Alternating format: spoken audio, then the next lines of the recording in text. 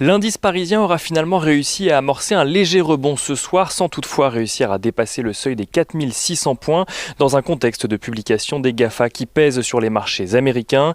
Le CAC 40 gagne 0,54% à 4594 points très exactement dans un volume d'échange d'un peu plus de 3,6 milliards d'euros. Les GAFA ont publié hier soir après la clôture des résultats trimestriels dans l'ensemble supérieurs aux attentes. Amazon a vu son chiffre d'affaires progresser de 37%, là où Google a vu le sien progresser de 14% sur un an, Google via sa maison mère Alphabet. Dans le cas de Facebook, c'est le bénéfice net qui progresse de 29%. Apple est la valeur qui focalise le plus des attentions à Wall Street. Si la firme annonce une croissance d'un tout petit peu plus de 1% de son chiffre d'affaires, les ventes d'iPhone ont reculé, elles, de 12% sur la période, notamment à cause des attentes vis-à-vis de son dernier modèle, l'iPhone 12, dont les ventes ne sont pas prises en compte dans les résultats publiés. Apple qui s'est d'ailleurs abstenu de fournir des prévisions pour le 4e trimestre.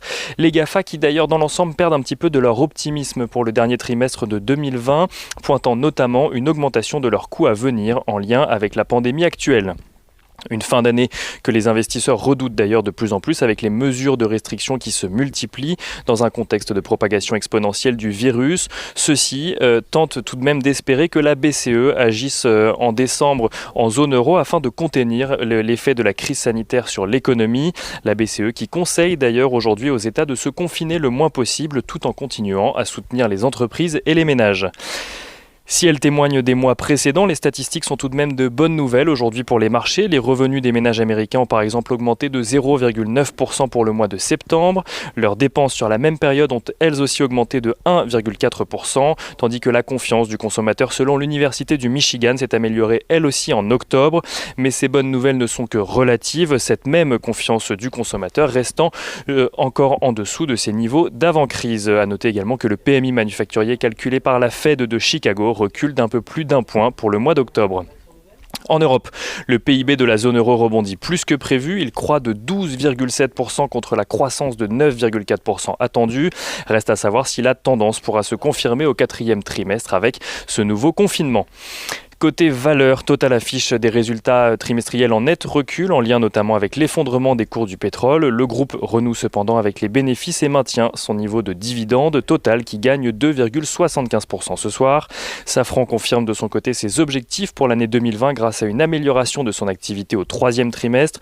Le groupe continue cependant à pâtir des effets de la crise, notamment sur le trafic aérien.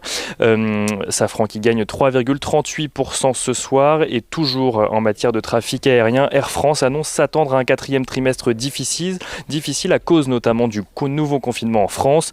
Air France qui a accusé une perte d'exploitation de plus d'1 milliard d'euros au 3e trimestre. Air France qui s'apprécie tout de même ce soir de 1,01%. Saint-Gobain annonce de son côté ne pas connaître la crise et relève ses objectifs pour 2020. Le groupe vise une progression de son résultat d'exploitation au second semestre 2020, similaire à celui de son second semestre 2019. Hors impact majeur nouveau de la récente dégradation sanitaire, précise tout de même le groupe Saint-Gobain qui gagne 9,05% ce soir. Et Fnac Darty bénéficie de son côté de la dérogation accordée à ses magasins qui pourront rester ouverts en France pendant le confinement. Fnac Darty qui gagne 9,05% ce soir, tandis que Saint-Gobain gagne 4,69%. À noter que LDLC, valeur sensible au télétravail, gagne 16,46%. Et on finit avec l'agenda. Lundi, de nombreux indices PMI d'activité manufacturière pour le mois de novembre sont attendus en Chine, en zone euro, au Royaume-Uni ou aux États-Unis. La semaine sera ensuite celle de l'élection présidentielle aux États-Unis, mais aussi celle de la prochaine réunion de politique monétaire de la Fed.